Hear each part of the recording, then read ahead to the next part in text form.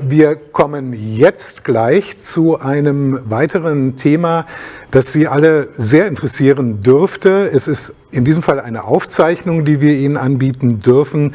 Es geht um Huawei und es geht um den 5G-Ausbau. Die Amerikaner bekanntermaßen wollen sie nicht, die Briten nicht. Kontinentaleuropa ist ziemlich gespalten und in Teilen skeptisch, aber wie kann denn der 5G-Netzausbau überhaupt gelingen ohne Huawei? Oder umgekehrt, ist die digitale Souveränität mit einem chinesischen Partner überhaupt möglich? Eine spannende Diskussion erwartet Sie jetzt beim Deutschen Wirtschaftsforum Digital. Schieritz, wirtschaftspolitischer Korrespondent der Zeit, hat jetzt eine außerordentlich spannende Diskussionsrunde um Fragen des Netzstandards, der digitalen Zukunft und die Haltung von Huawei selbst. Bitte sehr. Welcome to this panel, to the audience, to every one of you following us on your screens. We will be talking about a very important and very relevant issue today about 5G, digital transformation, the role of governments and business and how it all relates together. I'm very delighted to have this very excellent panel here, which I'm going to introduce quickly, and then we start with the discussion. We have David Wang, Chief Representative of Huawei in the Berlin office. We have Margit Stumpp, member of the German Bundestag, of the German Parliament, an expert for digital infrastructure, and she's a member of the Green Party. And Milton Mueller, professor at Georgia Tech University and co-founder, among many other things, of the Internet Governance project.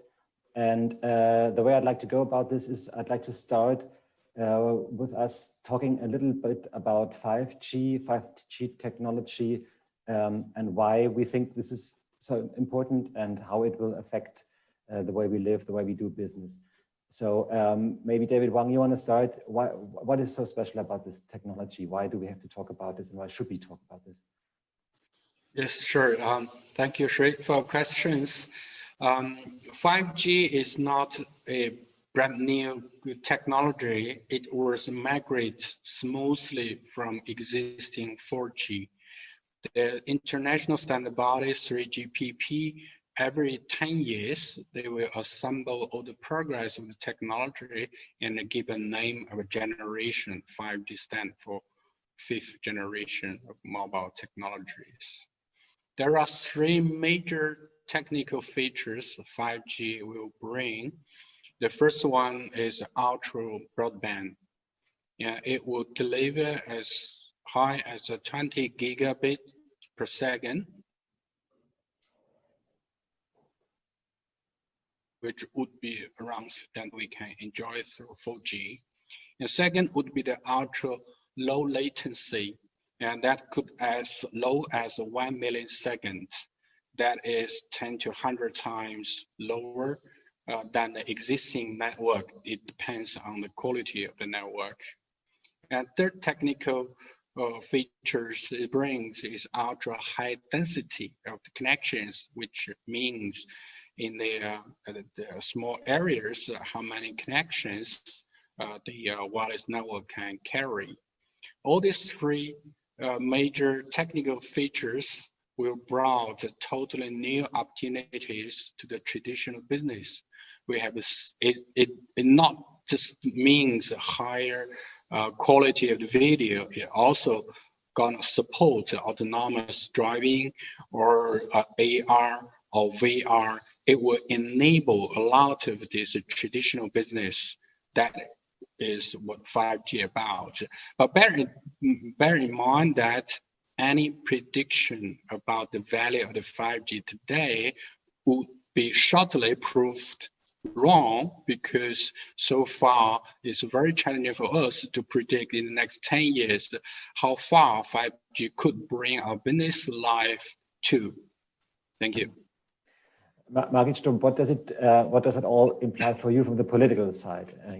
Is there special challenges that come with it as a politician, as a regulator, when we talk about 5G? I would like to distinguish two themes. One is the technology itself. The other is the possibilities that this technology offers. 5G promises, like Mr. Wang did, high data rates and low latency. The frequencies currently in use in Germany have higher data rates than 4G. Unlike 4G, the bandwidth in the radio cell is no longer shared between users. That's an advantage. However, at frequencies of 700 or 800 megahertz and 2 or 3.6 gigahertz, the latency times are still similar to those of LTE, and the data rates are still far from the promised levels. Higher bandwidth requires higher frequencies. 26 gigahertz are being tested, and we already talk about 40 and 60 gigahertz. The first tests have produced promising results. However, there are two problem areas. The range at these high frequencies is very short, so you would need a lot of transmitters to cover the entire area. The question is whether and where areas coverage is needed. It will depend on applications. The high frequencies have hardly been investigated in terms of their health effects. This was the result of a small inquiry by my colleague Bettina Hoffmann and myself at the beginning of this year. While the study situation is very good for the frequencies currently in use, because they have been used for radio and television for decades, and it can be assumed that there are no health risks, very little is known about the high frequencies. We need to do some rework. That means we have to initiate more research. High data rates and low latency. Both properties are the basis of the use of artificial intelligence, AI.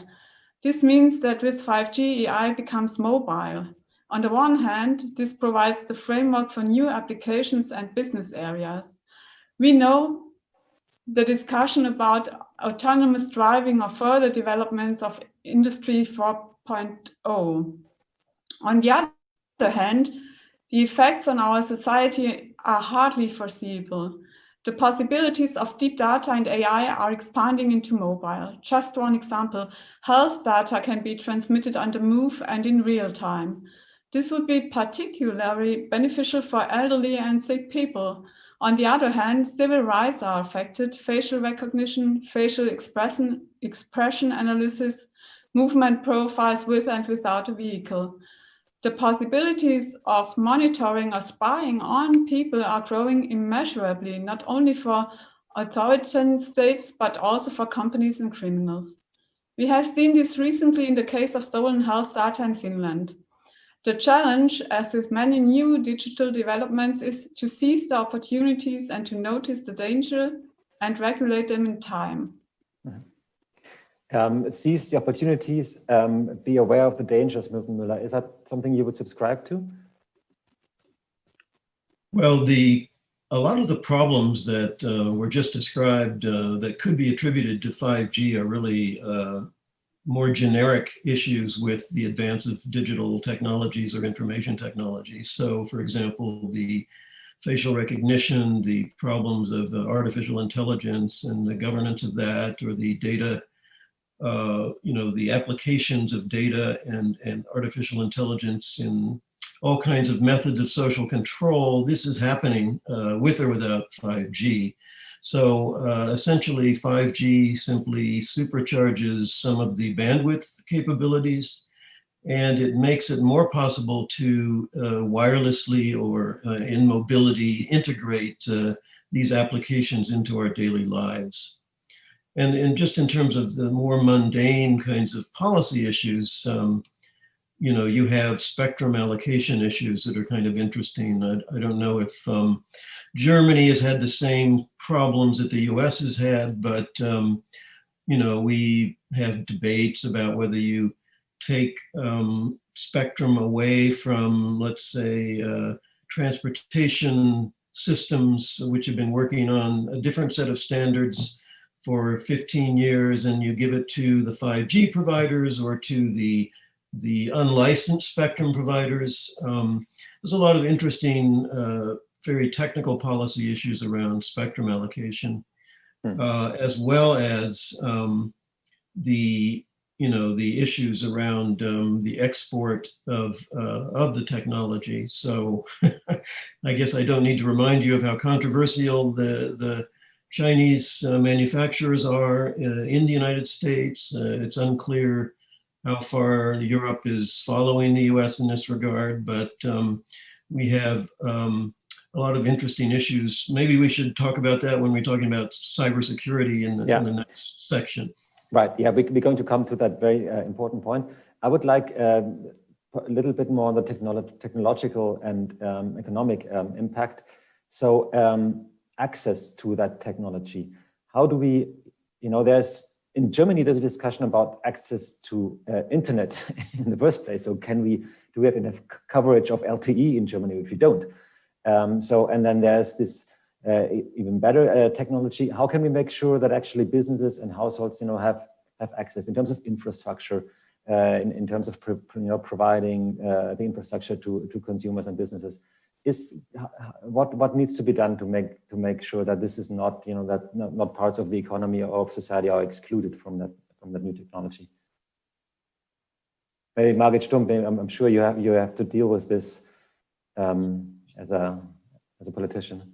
Yes, we deal with that every day, and the discussion is, do we need IT infrastructure like we need infrastructure for water and electricity? And this is our point. We say in modern societies, it's necessary you have access to digital infrastructure, and we should deal with it as basics for all our lives. And so we talk about the right for fast internet, but it's not only depending on 5G, it's also depending on fiber infrastructure and all the possibilities you have to get the actual standard of internet and of bandwidth. Yeah. Anyone else? Yeah, I'd like to enter into that because these infrastructures, I think, are subject to economic constraints, and you can, in fact, make a decision that you're going to subsidize these infrastructures in an irrational way, in the sense that you've decided, okay, everybody has to have 5G level bandwidth, and maybe it's really not cost effective to extend the fastest forms of bandwidth to every place in the country. Maybe, number one, the technology will get cheaper over time, or number two, a lot of people really just don't need that in a lot of applications. So I would urge the distribution and development of the infrastructure to be not cut loose from rational economic constraints. You have to make sure that your benefit is worth the cost. And I've heard, and maybe Mr. Wang can elaborate on this, that in China they have spent a lot of money creating some of these millimeter wave infrastructures, but it's actually not used, and the electricity consumption of these millimeter waves is extremely intense, so that some of the companies there are even turning off the millimeter waves from the low hours of the morning, from 9 o'clock at night to 9 a.m. in the morning, because number one, it's consuming enormous amounts of electricity, which is not good for the environment. And number two, nobody's using it at that time. So those are the kinds of economic trade-offs you really have to be aware of as you're developing a new infrastructure. David Wang? I will contribute this discussion from a innovation point of view. I think in the last century, 1990s, mobile service is kind of good to have, or even a kind of luxury service for business people or these high income groups. But now this internet become everybody's necessary to their life. Along this journey, on one hand, is more and more necessary service was provided through the internet or the digital connections. On the other hand, it also benefits billions of investment into research and development by the company like Huawei or our peer industry players, we make it more affordable and available for everybody. Agree, there is still a digital divide between developing country and developed country, and even within the country, not everybody enjoy the same quality of coverage. But I would see this communication service as a basic human rights package has been significantly improved. And we would see this part will play a more and more important roles. I want to emphasize that access to the internet should be everybody's fundamental right. And that starts a totally new journey, a new lifestyle for everybody. The question then is, of course, what kind of internet does everybody need? Yeah, Margit, Stumpp, please. Mr. Schieritz, may I give one explanation? We have a rule in the EU, and this says the right for internet and for bandwidth should be the average of the used bandwidth, and that's our line. Our guideline for fixed internet and for mobile internet. This is what we're talking about. Mr. Mueller is right. If you do not have the applications, you do not have the need for extremely high bandwidth or extremely low latency, it's too expensive to have a net covering the whole area. But we talk about growing bandwidth every year. It doubles. We talk about we talk about how people can participate of innovations, and so we have to talk about what kind of net, what kind of coverage we want to have. I'd just like to add one point here, and that is the importance of competition in universalizing the infrastructure. Many people think that the existence of competitive markets is actually inimical to universal service, but in fact, if you look at the history of telecommunications, you find that the countries with the most rapid development are typically ones where there is vigorous competition. And just to give you an example, because of the opposition to China in the United States, we have disabled our rural telephone companies from using Huawei equipment, which is often less expensive. So we are in effect making it more difficult for the infrastructure to spread because of alleged national security concerns. But it's very good for these vendors offering lower prices to come in and push down the prices and make everybody compete. Can we talk about competition and industrial policy in this respect, right? So there is a need for competition, as you have stressed. On the other hand, is there, or the question I would like to ask, is there also a need for industrial policy in the sense of, you know, should each country, should each region have its national technology provider? Should we make sure that in Europe, Ericsson as well as Huawei from China gets access to? So should we leave it to the market, or is there a role for governments here in basically supporting multiple players? Who do you address, me? Anyone who wants to speak. Yes, we have the discussion. We have the discussion of security and of ability. And let me first remind that our chancellor was spied on by France. And the fact that one state takes over the back doors built in for another government, as apparently happened with Juniper, is not without a certain irony, especially since they are two completely opposite systems. So that is why I think it is the wrong way to lead the security discussion with a focus on individual companies.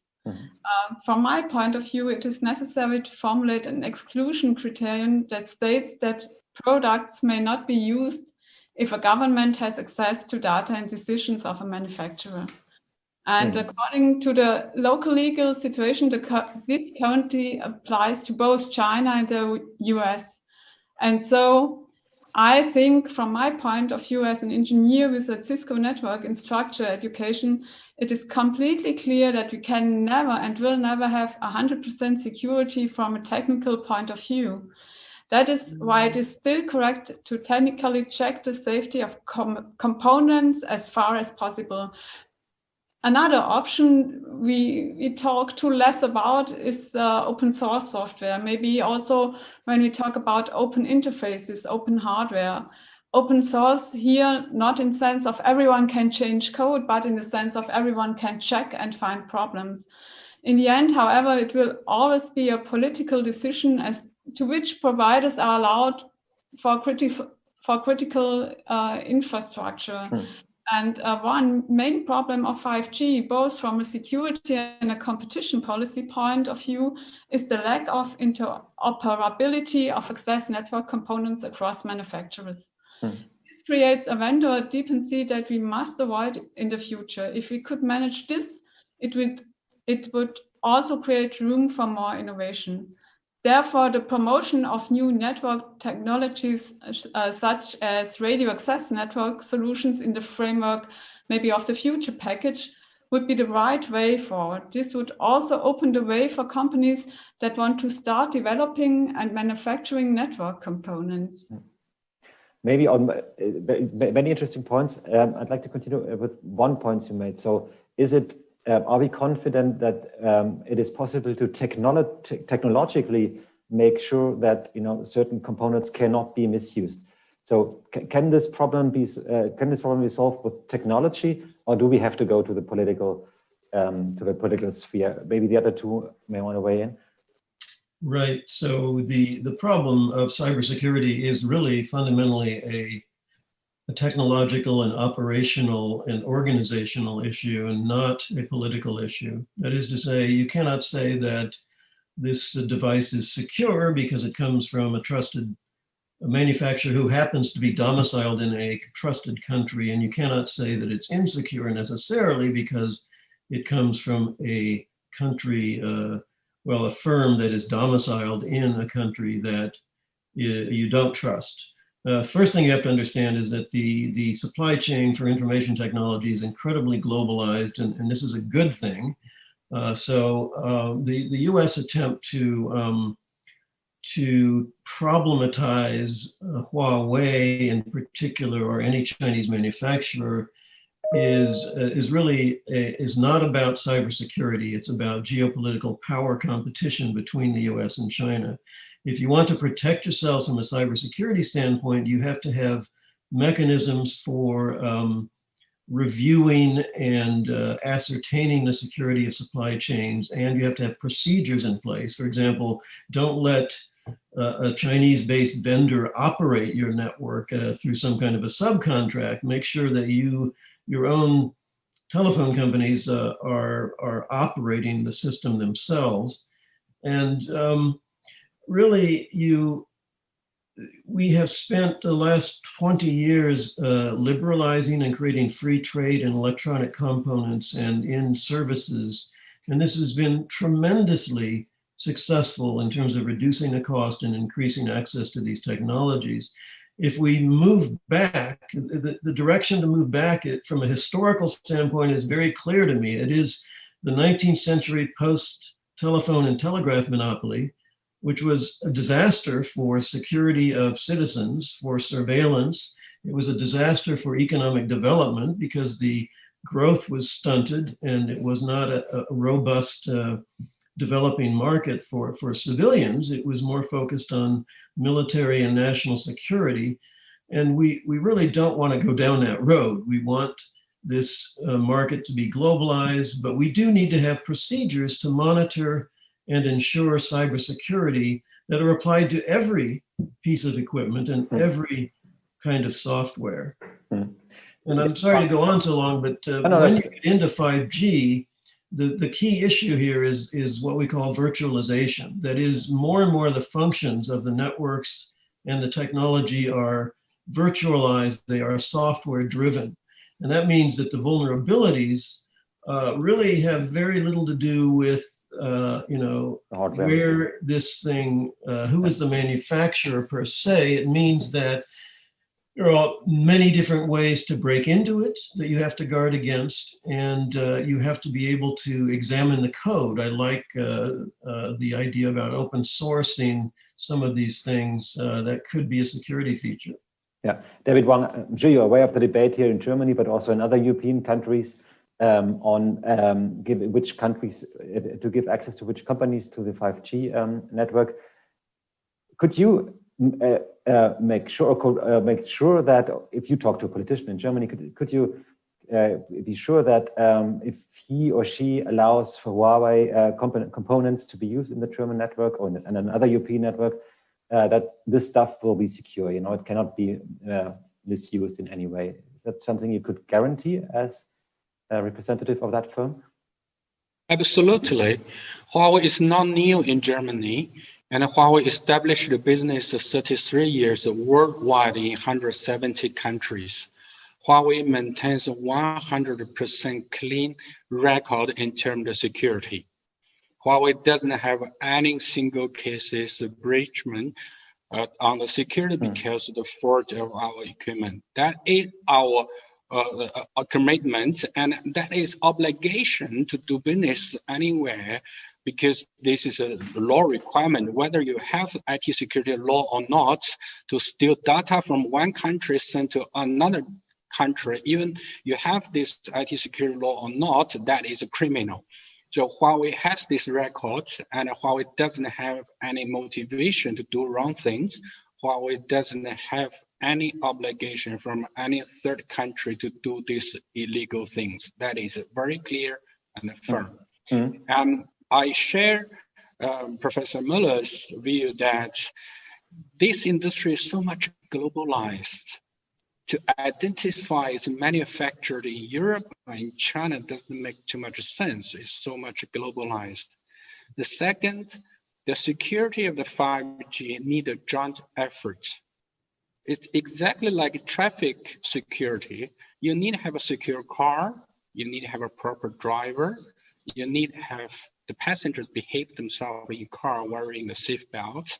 You need to have the regulator to update the requirements of the traffic rules. You have the parliament to publish the new laws. The same in the ICT industries. Vendors provide secure, robust products. Operators run the service properly. The consumer understand how to protect themselves. They need to have the basic knowledge. The regulator need to update the criteria and the guidance to the entire industry. Lawmaker need to develop the new laws, put effort together to safeguard this industry, to make the best benefit and to make the risk mitigate as much as we can.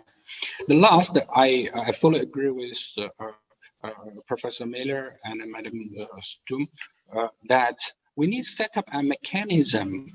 Even though these technical things are complicated, we have successfully regulated a lot of complicated things, right? Aircraft security, traffic security, food security, none of this is same. But when we come to the cybersecurity, we need to set up a rules, a certification system, a verification system. We can set up an audit process from end to end, from supply chain, R&D, service, and maintenance, entire whole life cycle. We can set up an audit process. And all this assessment should be based on the fact and evidence, and based on this to keep the market as open as possible, make it as competitive as possible. The competition will drive the technology moving forward and bring the best benefit to the customer. Bear in mind, when the competition runs, competition on security is a critical part. The competition not only drives prosperity, but competition also drives the security. To ban any vendor simply from market that will jeopardize the competition, will make the remainder has less motivation to provide more secure, better solutions. that will jeopardize the telco operator's interest. That will jeopardize the consumer who enjoy the service based on the telcos. Thank you. Could I add one point here? Because the debate in Germany, certainly, and also in other European countries is, and I'm sure you know that people are saying, Huawei has a link to the Chinese state, and how can you trust this company with your data? So, what would be your reaction to this point? Well, Huawei has business in 170 countries. In every country, we put compliance as the first principle we run business there. So Huawei was grew up from China. Our relation with Chinese government has no different from the German company's relation with the German government. We comply with the law wherever we do business. We try our best to serve our customers better than others. We keep open to any questions suspicious to us to communicate, to clarify misperceptions. That is no different from any other private company. Huawei is not a state-owned company. We are 100% owned by employees. We understand people's misperception on China that always an invisible hand manage the company doing the bad things. It's fine because not everybody knows today's China, but fundamentally, the judgment or decision should be based on fact. You can have any romantic suspicions, but at the end of the day, we'll make a conclusion. Conclusion should be based on the fact. It should be based on the evidence. Mr. Wang, it's not the first time, and I would be surprised if you would mention some other arguments. At the end of the day, we need a fair, yes, but also an alert view to each other. And I think there are some aspects we have to know. And what our security service knows, it's not open, you know that. And it's not only on China, it's also on the US and what the NSA did. I mentioned it at the beginning of our talk. And I think this is one aspect, and we cannot trust only in words. We have to have facts, and we have to have mechanisms. Sorry, like Mr. Mueller mentioned. And I think another point is in Europe, we still have all the skills and technologies to cover all digital technology and to be part of the chain. And I think we must strengthen them. In other words, we must also learn from the past and think carefully about where we are moving production technologies and developments outside Europe. We need a common Europe economic policy that deals sensitively with such risks, and we need cooperation. Yes, I know you have a big development in Munich, settled in Munich, beside the TU. So it's not our people do not have the skills. We have developers that they are excellent, and I think as Europe, we have to be a player in this market, so we can deal with each other. That's one of the points, and the other is we cannot trust in the words of a CEO when we know the laws of the countries, and it would be a shame if we allow our critical infrastructures and thus also services of general interest to be influenced by companies or governments via the diversion of digitalization. So we would lose our state sovereignty, and we become manipulable, we become susceptible to blackmail or even puppets. So this could not be the way to say, okay, Mr. Wang is telling us everything's safe. That's not the way we can deal with it. Can we, to bring in Milton Mueller again, so the question QC raised is how important actually is the technological component, right? So is it the component that matters, or is it who runs the network and so on? So can we also talk about this in this dimension of security? So could you basically, run a network with buy the stuff from wherever you want? It doesn't really matter, because in the end, it's not the hardware, it's the software that matters. Well, the software is going to be developed by the vendor. So the internal workings of a 5G system will be, varying from vendor to vendor. So, but definitely the operation of the network is the most important aspect pertaining to its security. So, and it shouldn't be that hard to develop transnational mechanisms for cooperating on security checks and verifications for these kinds of technologies. And I would just like to say that the notion of digital sovereignty is an oxymoron.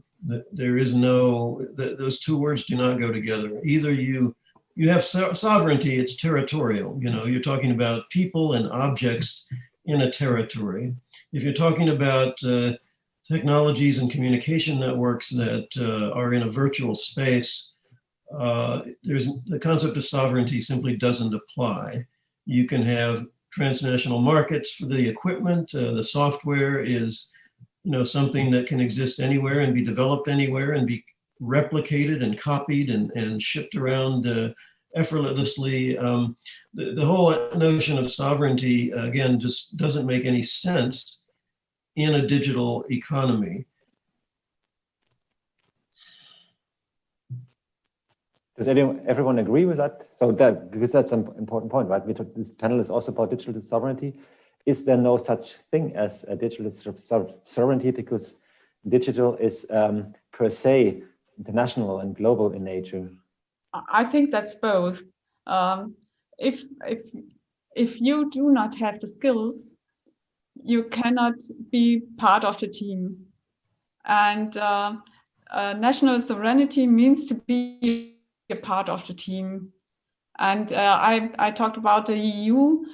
Germany is not the point. The point is the EU and what we want to have, what we want to define as our conditions, and that you can only define your conditions if you are part of the team.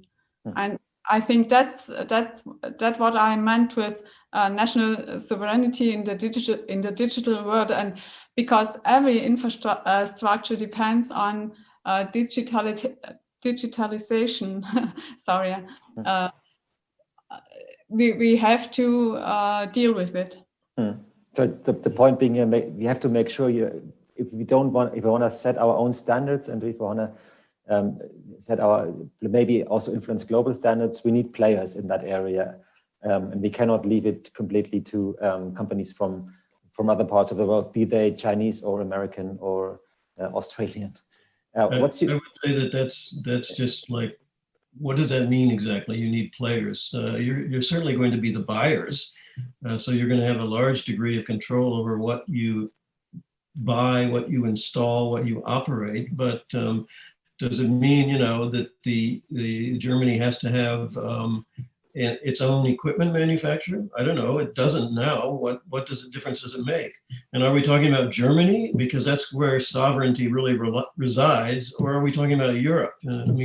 Does it mean that you're part of the team if it's Swedish as opposed to German? I don't know what that means really. This means that the standards we set in Europe, they are guilty here in Germany. They're valid. Yeah. These are other standards than in the US, and these are other standards than in China. But the 5G standards are global. We have the 3GPP. I'm sorry. I mean the security standards. I mean the right. I do not mean the technical standards. But when we talk about techniques, the problem is the interoperability and the interfaces. But it's also justice and it's our trade rules. I think there we have differences. David Wang, can you? Yeah, please. Yeah. Yes, I'm more an advocate to digital sovereignties. I believe that the authority should have the full right and the power to regulate even the virtual world. Of course, there are more challenging to define the boundary of this virtual world. But I agree with Mr. Stump's emphasis on the rules. I think the authority should develop the rules, mechanism, criteria to regulate this virtual world. And also, I agree that you should have the team, then you can win the game. But what I want to emphasize is that the team doesn't mean all the team members was established and grew up in the particular countries. As long as you have the rules and the rules being implemented, you can welcome all the players to Europe, to Germany to follow your rules. So take an example, China became the world factory during past decade. It's not Chinese investor make it as a world factory. It's international investors to build a factory in China to make China as a world factories. Europe was always the leadership of the mobile technologies. The only most influential organization was established and headquartered in Europe, which is the 3GPP. Professor Mueller mentioned. Entire world follow 3GPP's standards, and entire world under 3GPP's flag to discuss, to optimize, to upgrade these technologies. So I fully understand the public has a high expectation, which is very necessary on the securities, but the effort should not put on to ban some players, should put it on how to optimize this regulation, this mechanism that to make the authority feel confident enough to make the market as open as before or even more open to attract the worldwide players to compete against each other by a fair way to deliver the best benefit to the consumers and the securities. Take Huawei as an example. Of course, Huawei's trustworthy should not just based on my verbal commitment, but the commitment could be verified by an auditing process or the tests, and also by this behavior record. As I said, Huawei been in Europe for almost 20 years. We maintain a clean record. We set up a lab in Bonn, open to our stakeholders, to look into our products, to test our source code. I'm not saying all these records or efforts could prove Huawei 100% risk is free, but these are the mechanisms to mitigate the risk as much as we can. So that with this mechanism can make the market as open as possible, as attractive as possible. The end of the Europe's leadership should base on the worldwide talent, worldwide researchers, worldwide players, then that will build and further support Europe's leadership. If Europe just restrict with local talent, a local company, yes, there are absolutely a big number of great talent and a great local companies, but without the rest of the world, I think that would not be beneficial to the Europe's continuous leadership. I'd like to follow up with the other two. Could you, Milton Mueller and Margit Stumpp, could you conceive of a mechanism auditing technological, whatever, tests that would convince both of you that actually a product and a provider from abroad is safe to use and can be on the German market or the American market? Is that feasible? That's such a mechanism. I think we discuss these mechanisms, and we try to have it. You know, the security law 2.0, we are waiting a long time for this. Now, Mr. Altmaier told us in November there will be an example. We do not know. Today, there's still no functioning system that guarantees the verifiability of the integrity of hardware and software used by independent parties. Hardly any minimum standards for the use of the Internet of Things devices, and no adequate liability regime, no independent supervisory structure equipped with appropriate sanction mechanisms. So no positive incentives such as good auditing and certification procedures, but we need that because the providers and the customers are waiting for it, and the government still has to make a decision about that. And how I mentioned, we are waiting for Mr. Altmaier and for his activity, and then we'll see what he wants to discuss. Mueller, back to my question, do you think it's possible to have such a mechanism in place? Of course it is. You have security standards and audits and various kinds of legal regulatory requirements. One of the important things that Margit mentioned was liability. So, I mean, think of the level of liability that could be imposed on an equipment provider if they're in a critical infrastructure and that critical infrastructure is exploited or somehow is proven to be insecure. I mean, Europe seems to do a pretty good job of going after people for privacy violations or data protection violations, breaches. Why can't I do the same with basic standards of telecommunication security? I'd also point out that the UK had a system specifically tailored to Huawei's equipment, where they would bring it into a laboratory and do checks on it, ongoing checks. And I know that Huawei within the United States, with support from independent scholars who have been focused on cybersecurity, have been pushing for a transnational neutral system of auditing or checking the cybersecurity. And the US government has not shown any interest in this because they want to make a political point really of excluding Huawei rather than it really being about cybersecurity. Great. Our time is up. Thank you for this really exciting and I found a deep and interesting debate. I'm sure it will continue. We will see what the German government comes up with as a new suggestion for the new internet law. We see how Parliament will react to it. We will see how the debate continues. Thanks to all of you. The next panel will be on cybersecurity and trust in technology with Michael Falk and Andreas Horcher. It was a pleasure to have you. Thank you again, and I hope to see you all soon. Thanks. Thank you Very much. Bye-bye. Bye. Bye.